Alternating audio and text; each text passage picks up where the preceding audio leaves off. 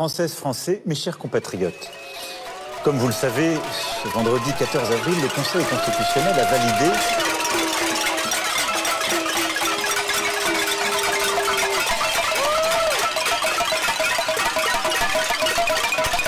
On s'exprime dans la rue, on s'exprime de tous les moyens possibles et ils nous écoutent pas. Là, je me dis que ça va être sonore. Peut-être que ça arrivera jusqu'à ses oreilles, qui sait. Si on peut nuire un petit peu, on va dire, à son discours, à son monologue, c'est toujours ça de prix. Puis pour quand même les casseroles, voilà. C'est symbolique, hein, il entraîne aussi ainsi que son gouvernement, donc voilà, je pense que ça va bien avec le reste. Habituellement, je ne manifeste pas au 1er mai, je suis un peu paresseuse, j'avoue. Mais là, oui, on va se déplacer en famille. On a fait toutes les manifestations et on ira. Hein. Et j'espère qu'on sera vraiment un nombre qui fera un petit peu regarder par la tête de l'Elysée. Hein, parce que j'ai l'impression que, au départ, s'il voit ce qui se passe autour de lui, ça paraît complètement aberrant de se comporter de la sorte. Voilà. Le message, c'est qu'on ne veut pas l'écouter puisqu'il ne nous écoute pas. Et que donc il faut absolument poursuivre le combat. Vous voyez, Paris, soulève-toi. Et que pour lui montrer que ça ne peut pas marcher comme ça. Il ne peut pas décider tout.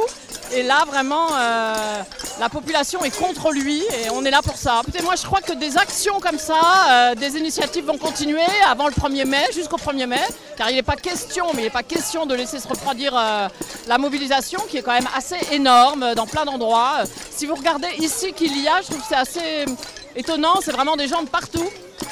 Jeunes, moins jeunes, et vraiment de beaucoup de milieux sociaux différents. Et je crois que ça montre que ça va continuer jusqu'à ce qu'on ira jusqu'au retrait, je crois. Et puis aussi peut-être avec une dimension européenne et internationale. Je veux dire, si la France bouge, on a plein de collègues, d'amis, de camarades d'autres pays qui sont prêts aussi à nous suivre. Donc je pense que ça pourrait être un beau 1er mai internationaliste. Il a promulgué dans la nuit de vendredi à samedi une loi où il avait 15 jours pour le faire. Il l'a fait dans la précipitation. On n'attend plus rien de lui maintenant. Je pense que tous les Français vont vraiment prendre conscience que s'ils ne descendent pas maintenant, c'est mort en fait.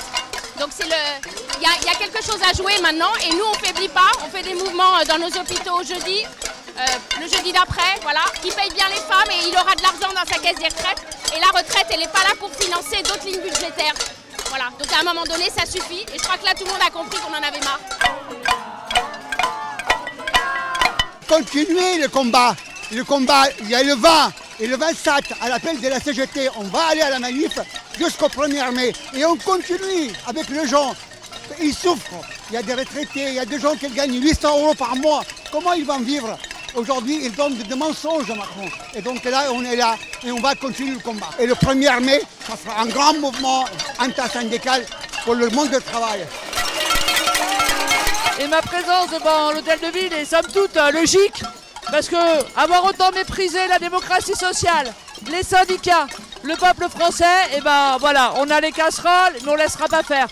Macron, démission. Le mandat de Macron, il est mort. Voilà, il ne pourra plus rien faire, on va le harceler et on ne le laissera pas faire. Le 1er mai, déjà, c'est symbolique, c'est la fête des travailleurs et des travailleuses, donc quand même, j'espère que ça va vraiment continuer.